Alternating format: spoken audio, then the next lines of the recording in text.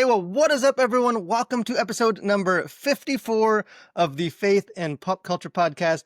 It is me, your host, Daniel, and I am joined, as I always am, by the sticky, German-fested playland to my McDonald's, Mr. Samuel David Kemp. What is up? Well, not too much, Daniel. I've just got off a red eye yesterday, and speaking of German-fested, no germier place than airports dotted Well, across the I'm country. excited to see what Sam sounds like and the insights you have on the red eye version of Sam. But thankfully, because who knows what will come out of your mouth and if it would be appropriate publicly for the podcast. Thankfully, we won't need to hear from you as much as normal because, as we mentioned last week's episode, we are joined today by a very special guest, someone that we've actually wanted to have on this podcast for a while, and we finally roped him in to make an appearance, and that is Mr. Jack Allred. He is a conductor in the Atlanta area and the director of the just released play debuted Harmony of Freedom, a documentary that celebrates sort of the 60th anniversary of the Voting Rights Act, telling the story of like the civil rights movement through the very unlikely avenue of a symphony orchestra, and he's just an all-around good guy. Welcome, Jack. Thanks so much for taking the time to stop by the podcast. Thank you guys for having me, and I'm super happy to have gotten the Good Guy Award. Thank you for that high status. Yeah, I mean, there was some debate. There was some, I'm sure. I the understand. scales, and ultimately, so it may not have been unanimous, but It came down to the 11th hour, but got it. Okay, here we are. you came through. I'll take it. But we're excited because you're doing a lot. You're doing a lot of cool stuff. We don't often on this podcast. A lot of our focus ends up being on like movies and kind of the entertainment world, TV shows, and so the chance to just sort of look at the world of music, especially the world of symphonies and conducting, and that whole kind of more the kind of the high art, some of the stuff that you are doing is super interesting to us. So we are coming in this fresh. So we're excited to hear sort of all that you have to share on that. Maybe to start, because we do want to get into this program that you directed and that you produced, but maybe just to start off a bit, tell us a little bit about yourself, kind of your journey to. You don't meet a lot of just people that are conductors these days. Doesn't seem as common. But this has been sort of a long journey for you.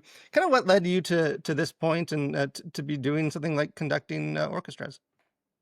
So yeah, I didn't know I was going to be a conductor. That was something that just happened. I grown up in the church, so grew up in a very musical home. My dad's a music minister, so that was always around in the environment. But super interested in the natural world, super interested in human anatomy and things like that. So I was actually started out college pre-med. And then added music in because you need to diversify your portfolio. And so that happened. And then started taking piano lessons when I was 16. And so very late starter to that. Was fortunate enough to be accepted into the School of Music at Georgia State for piano performance with the dual biology thing. And so from there, the science part began to shift, and I won't say slip away because it changed, but that began to change, and music became the full thing because I realized to do it at I have probably unhealthily high standards, and so to try to even reach the peers that were around me in the music world who have been playing piano since they were 3, it became like a full-time dedication. And so around that time, switched over to piano performance, was practicing 8 hours a day, was doing a full-time job at the Georgia Aquarium as a maintenance diver, and that's where the science part shifted. And so I was able to still be super involved in the natural world. Literally went and got that job because it was across the park from Georgia State, and didn't realize till I went in how way over my head everything was. Like I was this college kid who stumbled into this professional career. So that was an accident, but they kept me around. Let's put a pin in the aquarium diver, because I think we'll probably want to come back to that, because that's sort of an offshoot of your overall career that maybe is not congruent with the rest of it. So, but yeah, we'll put a pin in that. Keep going. the word congruence was incredible. Incredible usage, placement, everything. Thank you. Congruence. Thank Okay, you. it's locked. Top marks. So from there, I went I wrapped up my degree, had an injury in my wrist from overworking and had to get shots in them, so pretty dramatic on that front. And then had to stop piano cold turkey, and it was like one of those, what do you do with I have all this music inside of me. Where does it go? And so that was about the same time that a conducting competition popped up at school. I hadn't really conducted, but it was the last day of the competition, so I just kind of signed up on a whim and happened to win first place out of like 12 people who I'd never met, even though I had been at the school for 4 years. And so it was a huge honor and a very like, whoa, maybe I should rethink what I'm doing senior year. So around that time was when I began looking at conducting, and Georgia State had a changeover in professors. And long story short, I ended up doing and just completing my master's in orchestral conducting at Georgia State.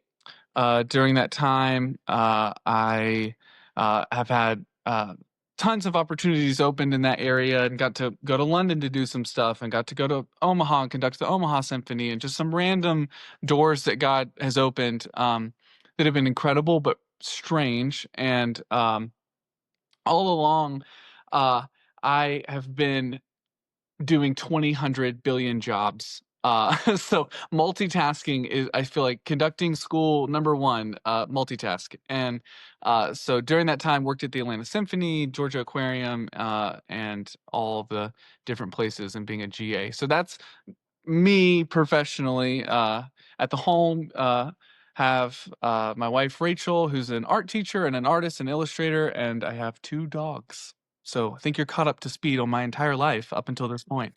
Yeah. I will. No, I was just going to say, full disclosure, his wife Rachel is my sister. So Yeah, there's a lot of pressure on this podcast. I have to meet an expectation. don't ruin this, Jack. Yeah, this is it. We're keeping a score, just so you know, if you don't see it. If Yeah. you're taking notes. Oh. I wanted to ask you too. Obviously, it's probably a big thing. You could go down a rabbit hole trail for it, but just conducting, because I think for a lot of people, like they're like, for me, the extent of my knowledge of conductors is someone moving a stick around and Bugs Bunny. Like that's sort of my uncultured. Like, what is it that I conduct? Like, because like obviously there's so much more to it than just waving a stick around. Like, can you just explain a little bit, like what is sort of that role, like of the conductor?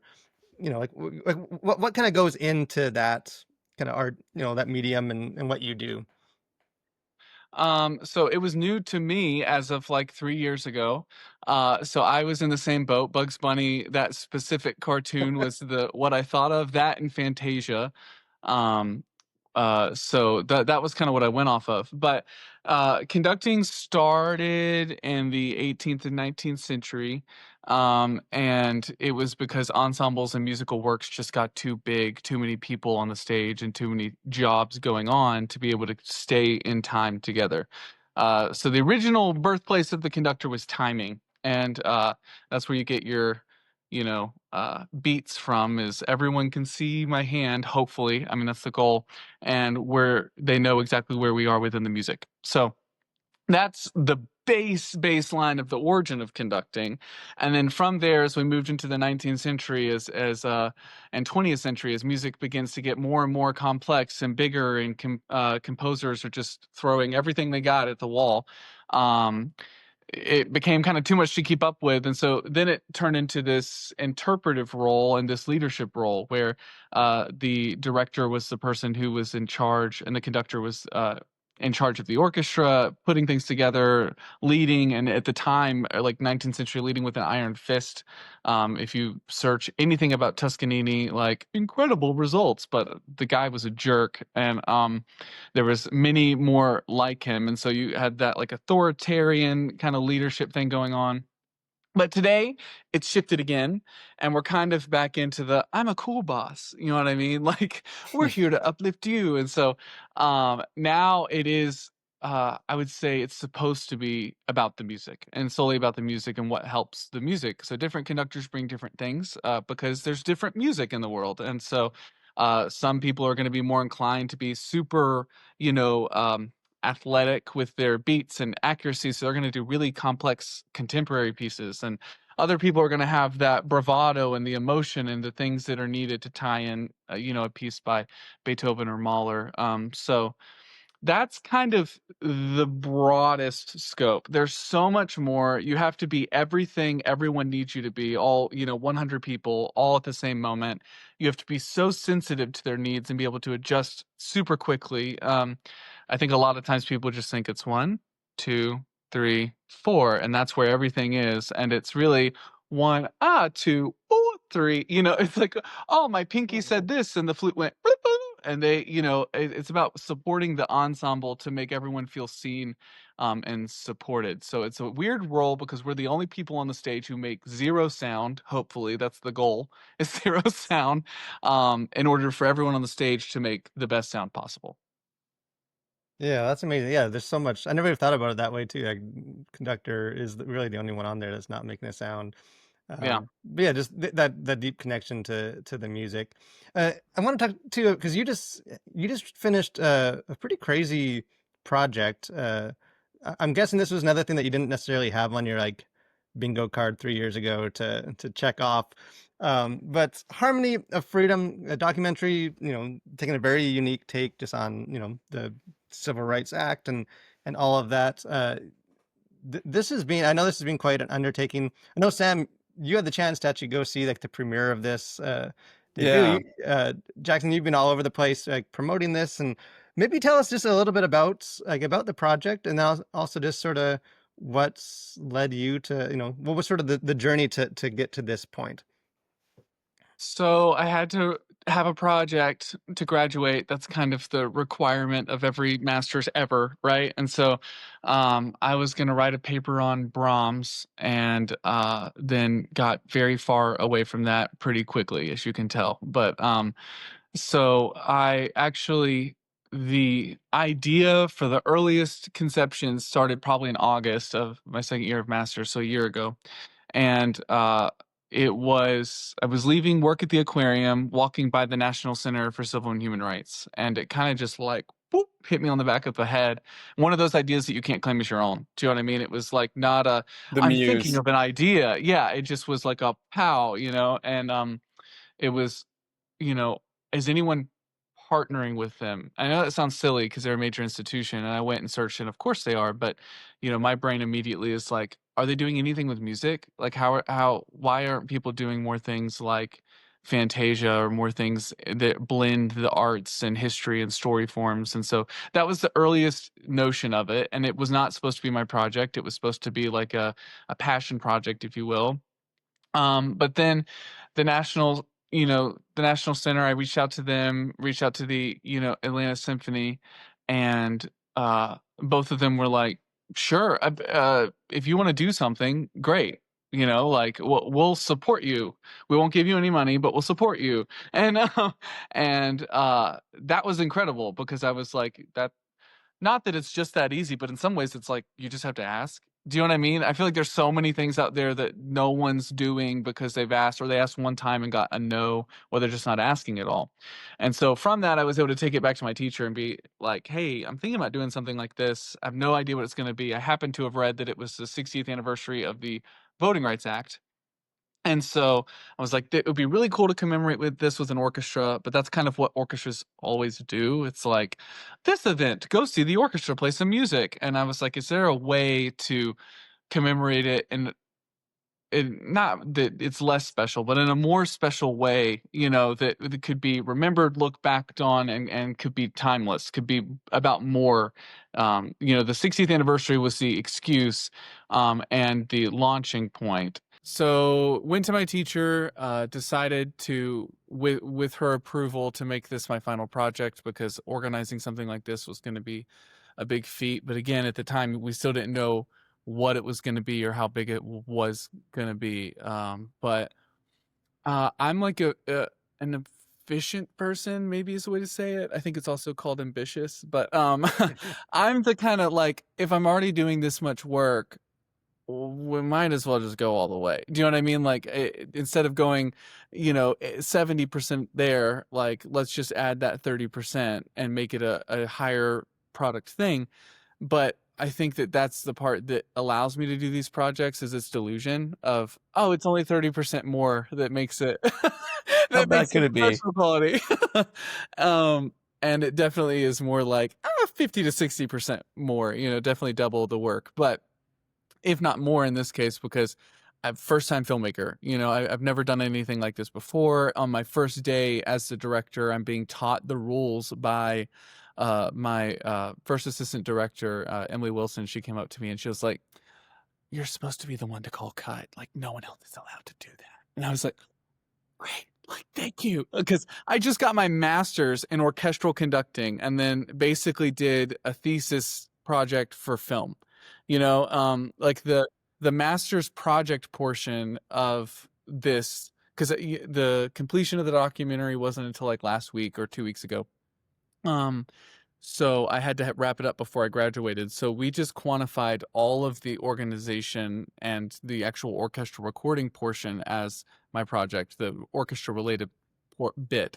So that was all that was like, and that was still more than a normal master's project would have been. And so everything else was just on top. But I think that the story captivated me, and I come from a biracial family, and so I have 4 Black siblings. I'm one of 4 white siblings, so we are 8 in total, 10 including parents. And so there's a lot of us all packed in. I'm right in the middle, but this topic is obviously very close to me because I wouldn't have the family I have today without the Civil Rights Act or without the Voting Rights Act. And so I thought it was just this incredibly important story to tell, but I was like, how can we tell it in a more compelling way? And how can we tell it to someone like me? Because many people are not willing to sit through a 2-hour documentary with the same kind of pacing, no matter how interesting the information is. And so how can we, compact it, add some music on top of it to move people and send it forth, it's only 26 minutes and 46 seconds, like the PBS standard. So a half-hour special. But that took a whole year. Like this started in August and was completed, 2 weeks ago. So it was an entire year project for just a half hour, but involved by the end of it, the National Center for Civil and Human Rights, Georgia State University. We mashed up with their film department. And huge shout out and props to everyone in the film department, from the teachers to the students and everyone that did. I mean, I was a music kid who came in and asked to do a film thesis, and they, were gracious enough to allow me to do that. And so partnered with them, partnered with Ebenezer Baptist Church, Dr. King's historic church, and we actually got to film some of the interview portions inside of the historic chapel, which was an incredible honor. They don't normally let people in, from my understanding. And so that was so cool, just being able to be in that space, and it really honed in the significance and the importance of the documentary. I think I said Ebenezer, Georgia State, National Center, WABE ended up being one of, if not the biggest partner, but completely on the back half. Helped me with the entire post-production, advisory portions, how professional film works. What is it going to look like to need to be at our standards, and so it was just one of those really cool ways that God orchestrated things, because multiple people involved in the project who are professionals within their fields came up to me and said, like, this shouldn't happen. This shouldn't have happened. It was $250,000 worth of donated resources and time. No one was paid. And I don't say that in a, I'm cheap. I say that in a way of like, how did we pull it off, without pay a dime to a single person. But the message was there, and everyone was kind of bought into the cause and why we were doing it. And so the orchestra was comprised of members of 17 different orchestras across the state, from youth orchestras all the way up to professional from the Atlanta Symphony Orchestra. And it was meant to be a visual reflection of Dr. King's dream at the end of I Have a Dream speech of black men, white men, Jews, Gentiles, Protestants, and Catholics being able to join hands and sing Free at Last. And we chose to play it instead of sing it. So that was supposed to be the symbolism behind everything, and pulling that together was crazy. Trying to get professional musicians to do something for free, professional film people to do something for free. But it was a huge masterclass for me, not only in like, I learned from being thrown into the deep end. That's not an aquarium pun, even though that's what happens. Like that's literally how I learn. And I can sit in a classroom all day long and we can talk about the details, but I learn quick and fast, and so I just need to do it. Like, show me how to do it as I'm doing it, and we'll make this work. And so this was one of those super rare opportunities where they said, sure, go drive the $250,000 car. And I didn't really ever receive no's. I received no responses, and so that's a no. But I didn't. That's how millennials and Gen Z say no. We like, just... what email? What are you talking about? I didn't see an email. But it was just one of those incredibly rare opportunities where I can't say thank you enough to everyone who was involved, because it was not about me. It was not about my project. It was not about getting a grade. And there's such a release of pressure whenever a personal pressure of I didn't ever feel guilty for using people's free time, because I knew that everyone who was here was for the purpose and the mission that we were trying to achieve and for telling this story. Yeah, because let me maybe ask you for that too, because obviously you said like, the genesis of a lot of this was, I mean, you needed to graduate and you needed to have something to show. Obviously, as you just said, like, it grew way beyond the scope of that. Kind of like now that, and I know this thing is like you said, like, just finished. So you're still very much like, I'm sure you haven't even caught your breath yet from all of this, but kind of now that it is out, like, people have seen this, it hasn't been out long, but it's public, it's done. Kind of, what do you hope people take away from it? Like, what is sort of your, beyond any of this sort of the grades and stuff that maybe it started at, like, what is sort of your hope for a project like this, that, someone sees this on their TV, and like, do you have anything in mind? Is it just sort of, hey, however it hits them, and leave that up for them? Or do you have some like hopes that, like, hey, I would love for people to tell me this after they watched it? Yeah, I would say definitely I have ideas. I won't say them all because I want them to come to fruition, and and don't want them to not happen. But I was moved when I was a kid by a PBS special, a cartoon called My Friend Martin. And looking back, I've not seen it since elementary school when they broadcast it in our schools. But like, it was about Martin Luther King and how he they touch his watch and go back in time, and they spare his life. They're like, Martin, don't go into the civil rights because you're going to get killed one day. And then he doesn't. And then we live in this modern dystopian world where segregation's still a thing, and racism in overt ways is still a thing. And then they go back in time and realize that some things require incredible sacrifice to get, the best outcome. And so that, like, as a kid, like, incredibly impacted me, because I remember looking around the classroom and, my friends were Black. And I remember thinking, like, oh, like, there was a time where we weren't in the same room, and I get to now have these friendships and these relationships because of the acts of people who went before me. And so I would say that that's the genesis of the project. You know what I mean? And that was before we even adopted. And so that's one of the, not, unashamed plug here, but the power of public broadcasting, and what PBS can do. And because if it can do that for someone else, which is going to continue to live in PBS formats, that would be, even one person, like, that would be incredible, because eventually, hopefully, it would spur something else like this. And the other thing, the main, like, message I want people to walk away with is, anyone can inspire change. I know that sounds like a cat poster, but it's true. You just have to do it, and you have to ask, and you have to not be complacent. And no matter what your issue is or your hot take is in society, um, rally people together and make a change and make it happen. It's as simple as that, and raise awareness and educate people about the issue before you expect them to understand why we should make a change. I live in Clayton County. uh, I won't say where Sam lives, but I know where he lives. Not far down the road from me is much more country, and so I live, 20 minutes from the country.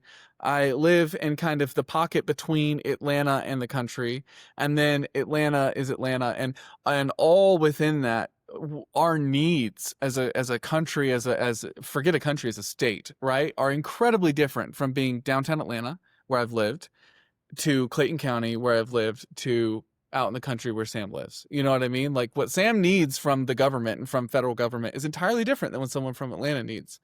Um, Although but I will say, I still want to see light rail. okay, great. I'm all here for it. If I can like drive fewer times through Atlanta, I'll be very happy. So, I mean, there was a standstill, all lanes shut off on my way into work this morning at 5 in the morning. So it's never yeah, ending. But yeah, yeah, so public education and documentaries like this first educate, right? And they fill in those gaps of, like, I don't know what your experience is, and hopefully help generate a sense of empathy rather than pushing the blame on someone. It's like, no, just see it from my lens for a second. Okay, now that we're on the same page, do you see why I may be acting in the ways that I'm acting? And so I think that that's what I would have people take away from the documentary, is that I gathered everyone from different backgrounds to be on the stage in the same time and place, and to have that visual difference of, we're all completely different, but we all came together for the same time, place, and purpose. And one of our interviewees, the CEO of the National Center for Civil and Human Rights, Jill Savitt, really does a good job of driving that point home. And she talks about not don't agonize, organize, don't wring your hands, roll up your sleeves. There's always work to be done, and it's up to young people specifically, is who she's talking to figure out what role you want to play and play it. And so for me, as I'm doing this documentary, and what I heard it in the moment, and we were all like, "Oh, that's good," but didn't think about it again until I was also the editor for the film. Because when you do a film like this, you're the PR, you're the editor, you're the director, you're the, and so as I'm editing it and hearing that line over and over again, it hit me that, like, oh, I'm playing my role. Like, I found the role that I wanted to play, and I played that role. And I hope it brought change to the people who are already involved with it. I hope it's brought change to the people who've seen it so far. And I hope that it continues to do that along the road. yeah. And I was lucky enough to be part of the showing that you did. I guess it was just last week. And so, love the documentary. And I think something that's really interesting about it is, I feel like most documentaries tend to lean heavy on the education side. Like, hey, you're gonna learn something about whatever the subject matter is. And I think that was certainly the case with your documentary. And learning about Margaret Bonds, who was the author of this symphony that you played. But I really liked how you tied in. It was sort of like part documentary, part performance, part art. And not that like other documentaries aren't art as well. Like, No, you it said can it. all have, Hot take. You said it. yeah, it's all falls under that umbrella. But I feel like what you were doing was really unique in that it was both this performance of the music that you found, but also this education piece. And I really like that aspect of it. And, maybe if you could share a little bit about Margaret Bonds and just sort of how her music has barely been preserved, and so few people even know about it. And I feel like that was such an amazing vehicle to talk about the broader societal issues that were happening back then, and echoes of still today. Yeah. So one, thank you. I'm glad that you thought it was successful. That was a hard. We went back and forth on. Once we found the piece, we knew we were going to use the piece, but the question still remained if we had enough content to make an hour and 30-minute thing. You know what I mean? And it's like Yeah. the interviews, and you have all this stuff, and how do we cut it back? And do we need to cut it back? Does it need the space? And the answer is yes. The story will always need the space, but in my view, the most important thing is communicating the message. And if you get, I was like, what can I do to keep people from turning off the TV? Do you know what I mean? Or switching. I mean, we're on TikTok, Instagram, Reels, everything, and so our attention spans are like this. And if you really want to communicate a message and educate people about something, you got to make it quick. You know what I mean? Like Right. any elevator pitch of a documentary. And so that was a challenge. So I'm glad you thought it was successful. But as far as Margaret Bonds goes, incredible composer. She wrote the piece in 1963. And she was a civil rights advocate and a part of the Black Renaissance and a part of just so many. She was like the only woman a part of that movement, and was best friends with Langston Hughes and like all these other names that you would know, and hers is completely, gone. And this piece specifically, but all of her music, per the half of a back of a documentary that's a biography that's written on her. No one's written a full book on her even. I mean, this she's kind of just completely lost to time. Said that her music was actually, after she passed, was found beside a dumpster and was hours away from getting tossed. So all of the beauty and majesty and suspense and everything that was written into the piece, that's all throughout the documentary, would have been lost, along with all of her other works, which were written. The lyrics were written by Langston Hughes. Do you know what I mean? It was like Langston Hughes, and we have everything else of his recorded, but we don't record or talk about the lyrics he wrote for Margaret Bonds. I mean, she was like, Langston, I think it shouldn't be but, it should be and. You know what I mean? Like, she was completely involved in the inception of the lyrics for her pieces, and all of that was just completely gone, So we're lucky enough that it wasn't thrown away, that everything was at a baseline preserved and kept alive. But since then, it's been kind of radio silent. She has, to my knowledge, she has no living relatives or next of kin or anyone who's alive. She had a daughter who passed away, I think in 2012. And so the piece itself is called the Montgomery Variations. It's 7 movements long, but it's only 22 minutes. And so that's kind of a huge deal in classical standards, because if you hear that something's 7 movements long, it's normally sit down for 3 hours. You know what I mean? Here comes the Bach Mass. And so within that 22 minutes, she follows kind of a short content format where each movement is only like 2 minutes, 3 minutes. You know what I mean? Maximum 5, 6, 7 minutes, which to non-classical ears, I hear that sounds like a long time, but for like in comparison to the pop song you're hearing on the radio, but for classical music, that's really a short amount of time for a composer to work with. She based it on the spiritual "I Want Jesus to Walk with Me," and it talks about in the documentary why, and a lot of the inspiration for what she chose and why she chose it. But I think one of the major points I'd love to highlight is that spirituals are often in minor keys. That's kind of their thing. It's very well known, minor, minor, minor. Her contemporaries of the time who were writing similar music or similar artwork would start minor, would end minor. That was what was familiar. That's what you were supposed to do. She chose to end the 7th movement, called Benediction, in a major key. And so that was super prophetic, because again, it was written and completed in 1963, before the 1964 Civil Rights Act and the 1965 Voting Rights Act. And so there was this era of change, like that was a real example of speaking something into existence. If you don't like it the way that it is, make the change. I mean, it's one of those weird things, but like, what we set our mind to and becomes the reality. You know what I mean? If we start speaking things into existence, you start making the moves and the appropriate things of what you're supposed to do in order to make that thing come to fruition.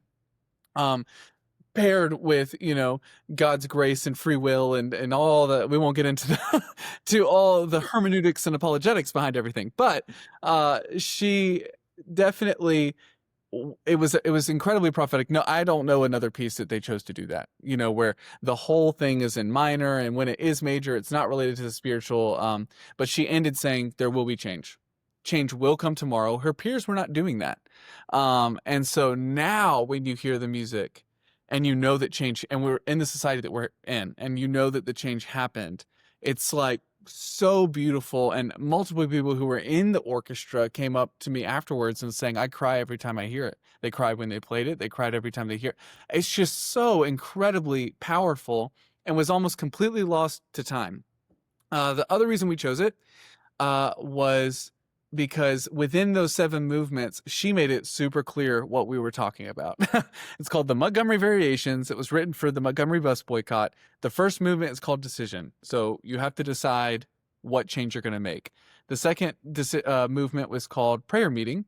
And so once you decide what you're going to make, you go to church, you go to your community, you rally together, you pray about it, you beseech before the Lord, and you pray for strength before the third movement, which is March. And so one thing I specifically tried to do in this was, in my interpretation of the music, is that the March movement can often be used for kid concerts and for smaller events, because it has a steady rhythm to it, which you would expect of a march. Ba-dee-da-da-da-da. And they'll have, you know, kids march their feet with it, and they'll have, you know, it's very cute. But it just didn't sit right with me because the marches were horrible. You know, there was nothing sweet or cute about it, and I don't think she wrote it with that intention in mind. I think the usage has good intentions of why we're using it. You know, we're making her music known. But that's an example of, like, we came in and on day one, it was like, no, this is going to be serious and moving, and it's gotta hurt. You almost have to hurt to play it. Each step you're taking forward, you're knowing that a dog might attack you, a fire hose might get sprayed on you, you might get killed, you know, beat to death. So that was what she's writing with context stuff. And the fourth movement, Dawn and Dixie, there's change coming. The fifth movement, One Sunday in the South, talks about the 16th Street bombing, and it starts out with her, the beautiful little violins, and it sounds like girls laughing and playing, and it's super happy and optimistic, and it ends with the horrible, tragic death of those 4 girls. And you can actually hear the bomb going off within the piece itself.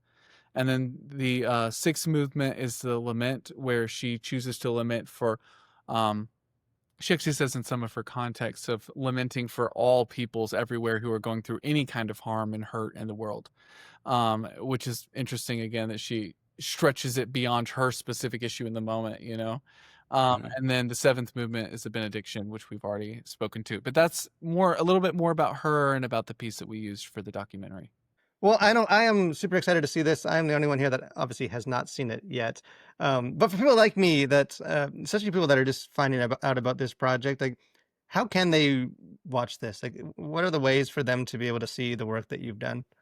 So welcome to the temporary bad news. Womp womp. So it's there's a lot of things circulating it. So one, the piece is still under copyright. So we have very specific for a project that was all this donated resources and time, you know, it still costs money. And so that one's component, you know, if any of your listeners feel compelled to give, they can give on the website to kind of help pay for those rights in order for it to be in more spaces. But the other thing is, it aired once, and after that airing, it's kind of in no man's land, because it has to go through all the film and awards circuits, and they have very stringent rules. Again, first-time director over here, and I'm learning all this. It's like, it had to play once within 2025 in order to qualify for the 2026 blah, blah, blah. But it cannot live somewhere in order to qualify for our festival, because we must be the premiere of blah, blah, blah. And I'm like, okay, so I'm trying to take it all in, and every festival has different rules. So that's where it's going to be for a minute. It's going to kind of be out of public view. We're going to kind of go away and hide until some of those results come out. And then eventually we have already worked out a deal with WABE for it to land on PBS Passport. So it's under a paywall, but it will be available to the several million streamers and subscribers to PBS Passport. And one of the hugest like bonuses of that, and again, one of those like how I didn't anticipate this, I didn't know anything, but I learned after the fact that PBS Passport's one of those places that I didn't even know it existed, but it's a huge education tool. And for a documentary like this, that is why you go to festivals, is to land on a distribution like PBS Passport. Specifically like this, like people wouldn't normally go to Hulu to watch a Harmony of Freedom documentary, like that's just not the normal place that people are going to want to watch on a Friday night for their movie night. But that's where it's going to end up eventually. And again, that costs money. So I hate to be that guy, but it's more about the story and about it being available and accessible to people. Awesome. Kind of a next question, and I understand full well that you're right in the middle of this thing, and I don't know how much you've looked ahead for yourself, or if you're just trying to hold on and get through. But as far as this sort of your future, like this is a project that came up sort of unexpected to you, kind of took a life of its own. Like, do you feel like this is just sort of one of those special things that, you had this inspiration, everything kind of lined up, and this is something that you had to make sort of like a one-off thing? Or has this got your juices going for the potential of similar projects, or have you not even put any thought towards that? I have definitely put thought towards it. Gotten some incredibly encouraging feedback from other individuals within the film area, and I think I'm going to give it a go for a little bit.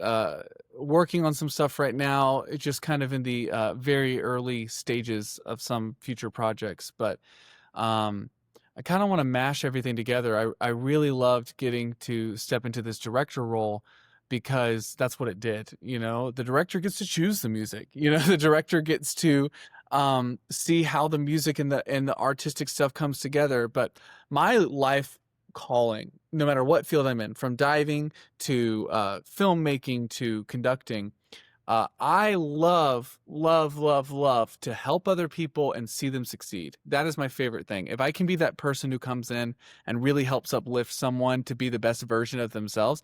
I don't know how cameras work. Like, I do, but I don't know it nearly as well as a DP would. You know what I mean? And so my job is to get to come in and have some shot ideas lined up, have the framing how I want it. But besides that, what do you need to be the best DP possible? What do you need to be the best grip possible? What do you need to be the best orchestra possible? That's why I love conducting. I know that conductors can get a bad rep. The old adage is, if you're a musician and they hand you a baton, you stop playing and you start talking.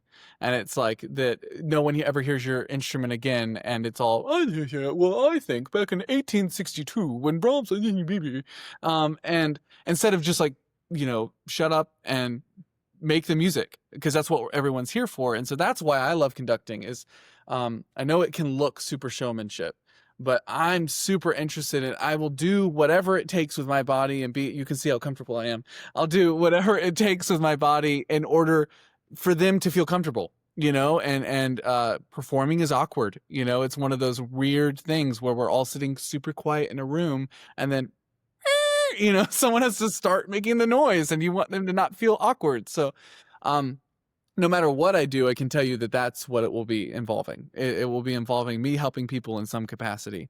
But I love film because it's reproducible and you get to relive that moment. And I think that we really created a special moment there. And we got to tell a story in a compelling way that's timeless. Again, inspired by the 60th anniversary of the Voting Rights Act, but it's not inherently about it. It's really about the civil rights. And so like that, this documentary being able to live and potentially continue to change lives versus an orchestra performance is different every time, which is what's beautiful about it. It comes and it goes and you can't snatch it away. And it's only typically present for the people who are in the room, if it's not recorded. And so, which is great. You can move those people in that room, but I'm interested in how can we make this accessible to as many people as possible. I want it not just orchestra people to be listening to this. I want everyone. I want it to be as bipartisan in every single way possible for it to make change and affect people's lives in a positive way. Awesome. What one quick question, because the music was obviously the focal point. Is there a plan to, like, you obviously recorded all the music. Is there a plan to like release an album? Is that possible? Of, just thinking about getting this out to as many people as you can. Is there a way to make that recording available, like on whatever streaming audio services Yes, might be out there? we are in the process right now of finalizing the album, pulling it all together, and that will be available on all major streaming platforms, Apple, Spotify, everywhere. So you can hear the music, get a taste of what we're talking about, and really, you're going to want to, because in the documentary, the piece is 22 minutes long.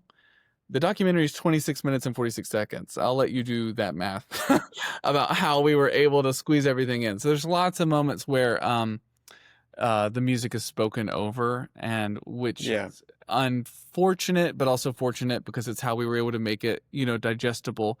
But the goal and hope is that the documentary inspires people to go and listen to the music on its own. And now that you kind of know the story and around it, you can hear it in a new light. One thing about classical music is I feel like it's designed to be the most approachable, and yet it's not, especially nowadays, because it's not a part of our mainstream listening and what we're doing. And so the goal is that the documentary helps it become digestible so that now you know what you're hearing when you're listening to the album. But in the meantime, please listen to the album when it comes out, hopefully this fall, so that you can hopefully that will help the appetites of people who are really wanting to get their hands on the documentary and be able to see it between now and whenever it's widely distributed. Yeah, and we'll make sure to, as soon as that becomes available, we'll be posting that and pointing people towards it.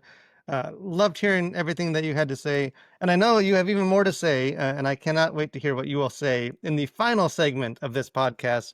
We have things we like that you should like too.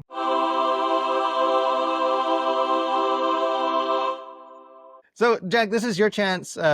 We finally have someone with a little sophistication on this podcast to share something, a higher taste.